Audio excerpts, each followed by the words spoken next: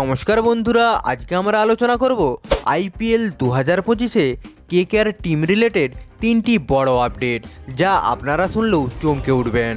কি সেই আপডেট সব কিছুই জানাবো এই ভিডিওতে। কিন্তু তার আগে আপনি যদি কলকাতা নাইট রাইডার্সের প্রকৃত ফ্যান হয়ে থাকেন, তাহলে অবশ্যই এই ভিডিওটিতে লাইক করে কমেন্টে আমি কেকেআর লিখে যাবেন। আইপিএল 2025-এর জন্য কেকেআরের 1 নম্বর আপডেট হলো কেকেআরের ট্রফিজয়ী ক্যাপ্টেন শ্রেয়স আয়ারকে ক্যাপ্টেন্সি থেকে সরিয়ে দিয়ে রোহিত শর্মা না হলে সূর্যকুমার যাদবের উপর ক্যাপ্টেন্সির দায়িত্ব তুলে দিতে চাইছেন কেকেআরের ম্যানেজমেন্ট পক্ষ।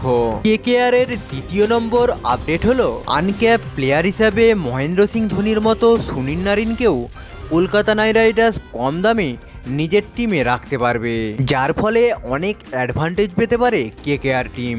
এবং লাস্ট 3 নম্বর বড় আপডেট হলো আইপিএল 2025-এ কলকাতা নাইট রাইডার্সের মেন্টর হিসেবে গৌতম গম্ভীরের পরিবর্তে কুমার সাঙ্গাকারাকে নিয়োগ করতে চলেছে কেকেআর ম্যানেজমেন্ট। যদিও এখনো পর্যন্ত কোনো রকম ফাইনাল আপডেট দেয়নি কেকেআর ম্যানেজমেন্ট। তো বন্ধুরা, এই 3টি আপডেট আপনাদেরকে শোনানোর পর আপনাদের কাছে আমার একটি কোশ্চেন: যদি ক্যাপ্টেন্সি থেকে শ্রেয়স আয়ারকে সরিয়ে সূর্যকুমার যাদব কিংবা রোহিত শর্মাকে ক্যাপ্টেন করা হয়, তাহলে আপনারা কতটা খুশি হবেন তা কমেন্টে নিশ্চয়ই জানিয়ে যাবেন।